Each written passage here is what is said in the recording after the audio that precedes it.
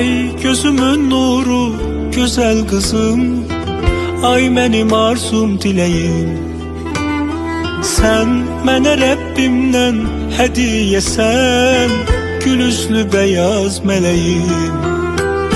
Mənim çin olmuş arzularımsan,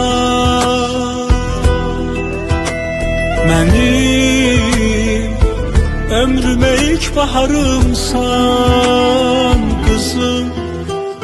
Sen atanın yüreği, göz bebeği, yerde olan cenneti sen.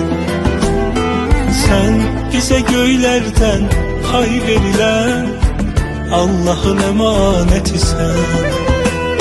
Sen atanın yüreği, göz bebeği, yerde olan cenneti sen.